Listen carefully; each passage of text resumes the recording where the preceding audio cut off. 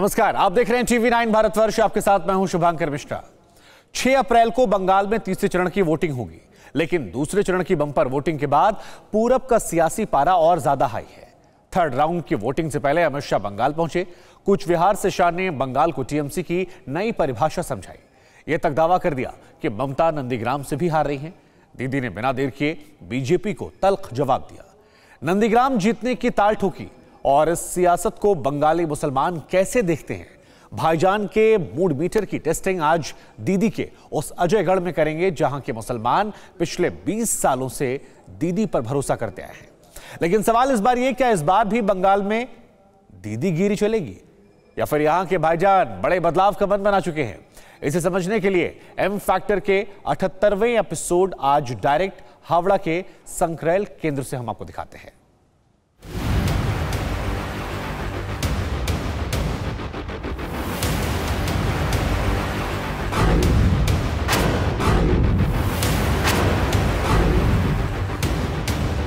चिंता मत करिए, 2 मई को दीदी जा रही है और उत्तर बंगाल के अच्छे दिन आ रहे हैं। हिंदू मुस्लिम सिख क्रिश्चियन सबाई हमारे भाई बोल। ओरा कौन हरिदास? शाह का दीदी पर 3T एक्शन, भाईजान करेंगे किसका सिलेक्शन?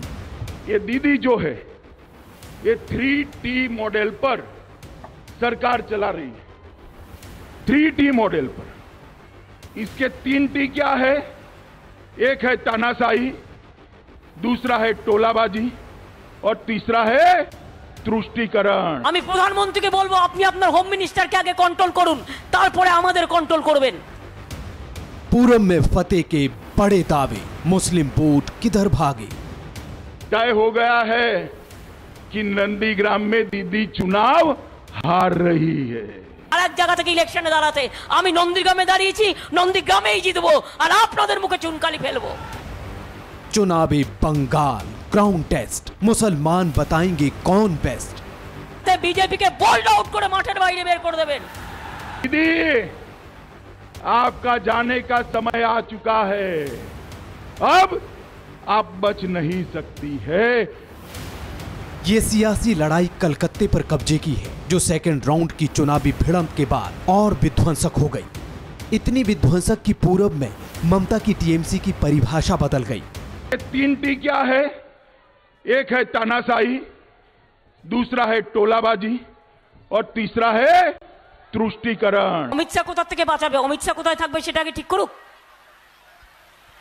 একটা লোক দেশ চালায় না, হোম মিনিস্ট্রি চালায় না, শুধু গুন্ডাগর্দারি করে, দাঙ্গা করে লোক মারে।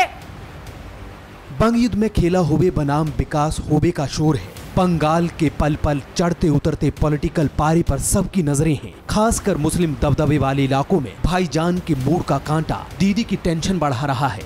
वजह बड़ी है, वजह बुनियादी है। वजह साल 2019 का मुस्लिम वोट मीटर है, जिसने लोकसभा चुनावों में दीदी को चौंकाया था।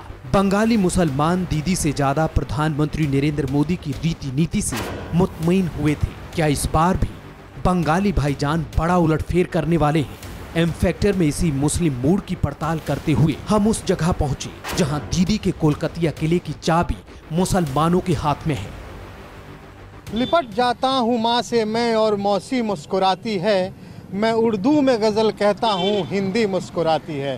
नमस्कार, मैं हूँ श्रीनिवास और इस वक्त मैं मौजूद हूँ पश्चिम बंगाल के सकरैल विधानसभा क्षेत्र में अपने उसी सवाल के साथ कि आने वाले चुनाव में सकरैल के मुसलमान किसके बनेंगे भाईजान। क्या है यहाँ का मुस्लिम मूड मीटर और क्या कहता है सकरैल का एम फैक्टर। संक्रेल विधानसभा हावड़ा जिले की सुरक्षित सीट है। लगातार 20 सालों से इस सीट पर दीदी की पार्टी का कब्जा है। एक मुश्त मुस्लिम वोट साल 2001 से ही दीदी की बम्पर जीत का बड़ा फैक्टर रहा है। संक्रेल विधानसभा में कुल 30% मुस्लिम वोटर हैं। लेकिन बंगाल के बदले समीकरण में यहाँ के सभी मुस्लिम क्या दीदी के भाईजान बनने को तैयार हैं? क्या जूट इंडस्ट्री के रूप में पहचान रखने वाले संक्रेल के मुसलमानों के दिल में केसरिया क्रांति की घंटी बज रही है? जूट मिल का एरिया है, कहते हैं यहाँ पे जूट मिल है और ज्यादातर जूट मिल से संबंधित लोग यहाँ रहते हैं, यहाँ पे काम करने वाले हों। बार बार अगर सियासत में कोई सिर्फ मुसलमान मुसलमान मुसलमान करे तो मुसलमान होते हुए आपको कैसा लगता है? हम लोग बस इतना जानते हैं कि चलिए जो काम अच्छा करता है हम उसी को वोट देंगे। पिछली सरकार कैसी रही आपके लिए, जो अभी सरकार है बंगाल में? चलिए ठीक ही तो चला रही है, अभी अल्लाह के करम से ठीक चल रहा है। और मोदी जी के बारे में क्या सोचते हैं? मोदी जी भी अच्छा काम किए हैं, सबको ही को देख रहे हैं। हम लोग के प्रधानमंत्री हैं, हम लोग उनके लिए कैसे खराब बोल सकते हैं? हम लोग कभी उसको खराब नहीं बोलेंगे। प्रधानमंत्री है हमारे, सर आंखों पर है। चुनाव देखिए मोदी जी सबके लिए तो अच्छा नहीं हो सकते हैं, किसी के लिए खराब है, किसी के लिए अच्छा है। एक आदमी सबके लिए अच्छा नहीं हो सकता है। मुसलमानों की नज़र से पूछ रहा हूँ। अरे मुसलमानों की नज़र से हो चाहे हिंदुओं की नज़र से हो, वो सबके लिए अच्छे हैं। रहा सवाल कोई अपनी नज़रिए से दिखता है, कोई और नज़रिए से दिखता है, इसलिए जो जिस नज़रिए से देखता है उस नज़रिए से उस बात करता है। कोई बोलता है मोदी खराब कर रहा है, कोई बोलता है मोदी अच्छा कर रहा है। आपको क्या लगता है? अच्छा कर रहे हैं, काहे नहीं अच्छा करेंगे। तो अब तो चुनाव आपको ममता और मोदी में करना पड़ेगा। हाँ वो तो देखिए, जब आदमी वोट देने जाता है तो लिस्ट देखता है कि जिसको पसंद आया थप्पा मार के चलिए, कोई नहीं बताता कि हम किसको वोट दिए हैं। अभी तो देखा जा रहा है कि टीएमसी में और बीजेपी में झमाझम चल रहा है। अब देखिए इसका परिणाम क्या निकलता है, ये तो आगे चल के मालूम होगा। आपको क्या लग रहा है चुनाव के बाद कौन झमाझम करके बाहर आएगा? मालूम तो हो रहा है मोदी जी आएंगे, बहुत ज्यादा शोरगुल हो रहा है इनका। बहुत ज्यादा शोरगुल है? हाँ, चारों तरफ सिर्फ शोरगुल ही है क्या? अब तो वो बात की बात है, अभी जो देखा जा रहा है, ये सामने जो देखा जा रहा है ये बात है।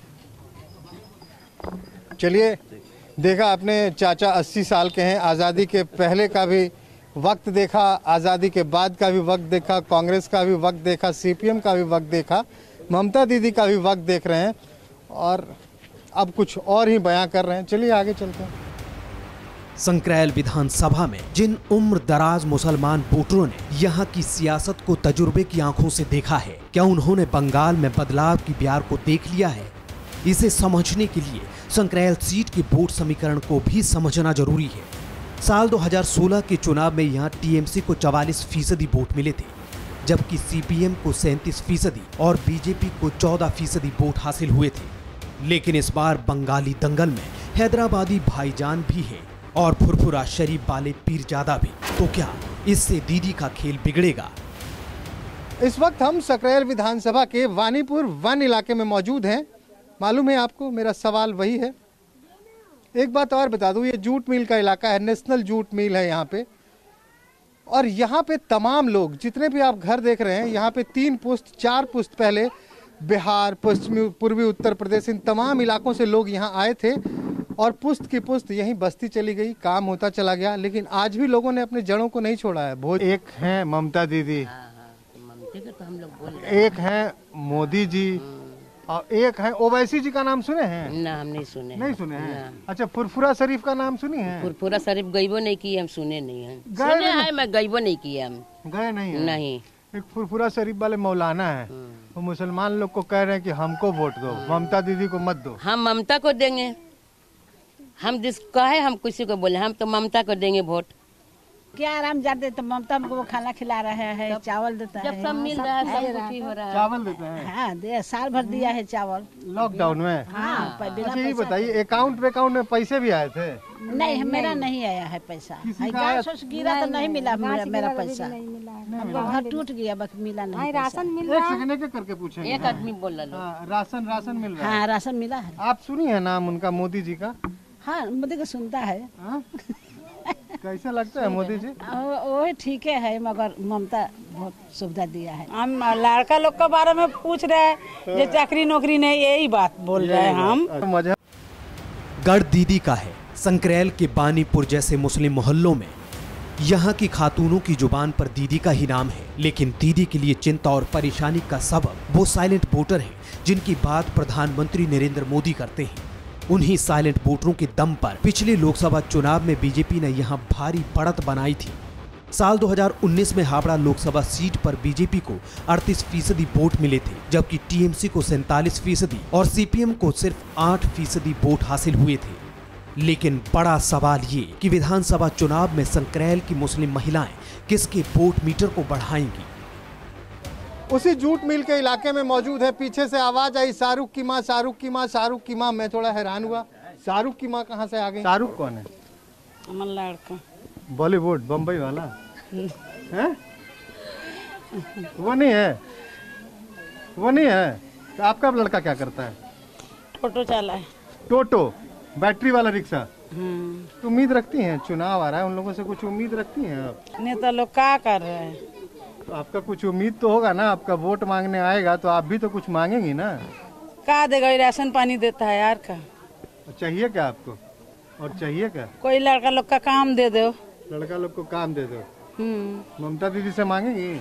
ममता दीदी तो ये तो सब बच्चा लोग तो सबको देता है। और क्या देगा? और कितना देगा? सबको तो देता है, राशन पानी सब तो देता है। तुरंत पलट जाती हैं। अभी करिए नेता लोग क्या देगा, फिर करिए सब कुछ तो देता है, ऐसे क्यों पलट? तो राशन पानी तो सब देता है।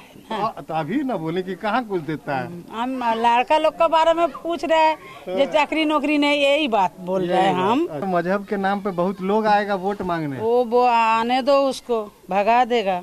अब्बास सिद्दीकी, ममता दी की देगा। अब्बास सिद्दीकी को किसी को नहीं, सौदू ममता दी। शाहरुख की अम्मा फाइनल वर्ड ममता दी को देगा। आगे चलिए।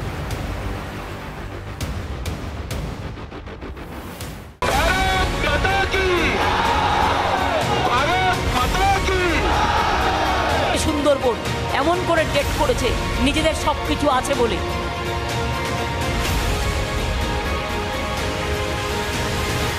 संक्रेल की मुस्लिम बाणी सियासी दावों को हकीकत का आईना दिखा रही थी। यहाँ के भाईजान विकास चाहते हैं, बुनियादी बदलाव चाहते हैं। संक्रेल टीएमसी की सबसे भरोसेमंद सीट है, लेकिन संक्रेल विधानसभा के अलग अलग मुस्लिम इलाकों के मूड मीटर को समझते हुए हम जब आगे बढ़े तो बंगाल की सियासत की चुभने वाली तस्वीरें भी सामने आईं। यहाँ के भाईजान ने संक्रेल में विकास का सारा कच्चा चिट्ठा खोल दिया। तो क्या दीदी के लिए इस बार सत्ता की डगर संक्रेल में भी मुश्किल होने वाली है? क्या हुआ दादी, परेशान लग रही हैं? हम लोग घर पानी नहीं है, पानी बहुत तकलीफ है। उधर तो सब कह रहा है कि घर में नल वल आ गया, टोटी से। हम लोग लाइन में नहीं है बाबू, नहीं है, नहीं है। हम लोग चापा कल जाते तब हम लोग कल से जाते पानी लाने के लिए। बिजली है, भारत है तो बिजली में रहते हैं। पानी नहीं है? नहीं है। तो उधर तो सब कह रहे हैं कि है पानी। उधर देखिए जाके आप पहले, मतलब एक इलाके में, एक इलाके में नहीं है। एम फैक्टर में अब तक हम बंगाल के ज्यादातर जिलों में जाकर वहां के मुस्लिम मन की नब्ज टटोल चुके हैं। संक्रेल में भी ये तो तय हो गया कि बैरिस्टर असदुद्दीन ओवैसी की सियासी बिरयानी यहाँ पकने वाली नहीं है। ना ही यहाँ के मुसलमानों में पीरजादा के लिए सियासी सहानुभूति है। तो क्या इस बार भी दीदी का ही सिक्का चलेगा या केसरिया लहर? अभी तो फिलहाल तो अभी कोई जॉब नहीं है। अभी तो इस बस थोड़ा हम लोग ये पाइप का काम करते हैं, प्लम्बर का। प्लम्बर का जी, कमाई धमाई हो जाती है? हाँ हो जाती है। तो ये बताइए, आप युवा हैं, कैसी सरकार चाहिए पश्चिम बंगाल में? जब भी ममता बनर्जी जैसे दीदी हैं, दीदी हैं, दीदी बहुत हम लोग को सुविधा दी है। ऐसा बात नहीं है कि हाँ लोग तो जात पात के लेकर वोट मांगते हैं। जैसे कि ओवैसी साहब जो आ रहे हैं तो सोच रहे हैं कि हम लोग मुसलमान हैं, तो मुसलमान में 27% जो बंगाल में है तो पूरे मुसलमान हमको वोट दे देंगे। तो दीदी भी तो सबके लिए तो हेल्प की है ना। वो तो कभी ना ही हिंदू देखी, ना पंजाबी देखी, ना मुस्लिम देखी, सबको एक बराबर से ही देखते आ रही हैं। तो दीदी को हम लोग शुरू से ही मानते आ रहे हैं और कल भी मानेंगे और आज भी माने हैं। ममता जी के फैन हैं और ओवैसी जी के लिए संदेश छोड़ दिया इन्होंने। आगे बढ़िए। संक्रेल विधानसभा में दीदी से मुतमईन जो भी कोर वोटर मिले वो उनके पुराने सपोर्टर दिखे, लेकिन अभी तक मुस्लिम मोड़ की पूरी था नहीं लग रही थी। तभी हमारे सामने एक शेख साहब ने यहाँ की बुनियादी समस्याओं की एक ऐसी तस्वीर पेश की जिसने दीदी के पूरे सत्ता काल की हकीकत बयान कर दी। हो गया हमका नहाए हुए, नलका जो है खराब है, वहाँ तक गए, वो लोग जीता है, वहाँ गए, कोई सुनने वाला नहीं है। नाम क्या है आपका? अब्दुल्ला, शेख अब्दुल्ला। अब्दुल्ला साहब 10 दिन से नहीं नहाए हैं।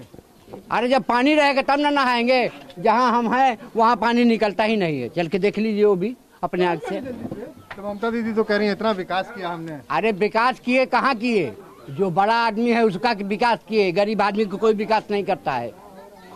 गरीब आदमी को कोई सुनता नहीं है, समझे ना। अब आग से देख लीजिएगा तो आपको मालूम हो जाएगा। अब तो वोट का टाइम आ गया है, फिर सब नेता अरे जिता देंगे तो फिर वही हाल रहेगा, जो भी जीतेगा वही हाल रहेगा।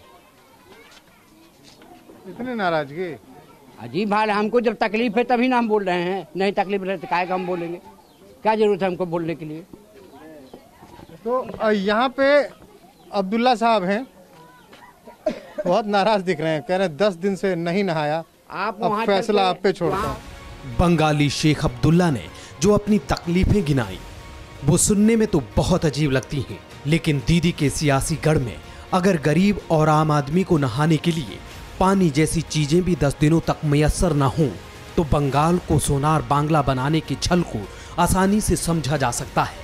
वजह यह भी है कि पानी तक के लिए परेशान ऐसे लोगों में सिर्फ शेख अब्दुल्ला जैसे भाईजान ही नहीं हैं, वो खातूनें भी हैं जिनकी तकलीफें वक्त आने पर साइलेंट वोट में बदल जाती हैं। आज के एपिसोड के अंतिम पड़ाव में हम इस वक्त बानीपुर के ही 3 तल्ला लेन में आ गए हैं। 3 तल्ला लेन शायद इसलिए कि यहाँ पे जो अपार्टमेंट टाइप का बना है, अंग्रेजों के ज़माने का ही बना होगा। ये 3 तल्ला है। यहाँ पे एक अम्मा मिली हैं, अम्मा से बात करते हैं। तो ये बताइए, अब तो वोट मांगने आएंगे नेता लोग? हाँ, वो तो आएंगे, वही लोग सब आदमी बोलता है वोट मांगने आएंगे, तब कैसे वोट देंगे? ये हमको कुछ सुविधा नहीं है, कुछ आराम नहीं होता है, तो हम लोग वोट कैसे देंगे? तो ममता दीदी तो 10 साल से हैं। हाँ, तब 10 साल से हैं दीदी। हाँ हाँ। तो इस बार बोलेंगे फिर से आप? तब हम क्या बोल लेंगे? आपके मोहल्ले में आता है नेता लोग? कोई मोहल्ला में कोई नेता होता नहीं आता है। कोई पार्टी का नेता कोई नहीं, कोई नहीं, कोई नहीं आता है। कोई नेता होता नहीं आता है। हम लोग के इतना तकलीफ है बाबू, एक तो सुविधा हम लोग के चल के हुआ पर हमारा घर है, चल के देख लीजिए, सामान हम लोग के नहीं मिलता है। तो चलिए भाई सियासतदानों, वोट आ गया है, आएंगे आप वोट मांगने के लिए। लेकिन अम्मा की आवाज़ सुन ली आपने, क्या कह रही है, मैं अब दोबारा क्या बोलूं। खैर, आज का सफ़र यहीं ख़त्म करते हैं और जाते जाते बस इतना ही कहूँगा कि अब कोई ऐसा मजहब चलाया जाए जिसमें इंसान को इंसान बनाया जाए।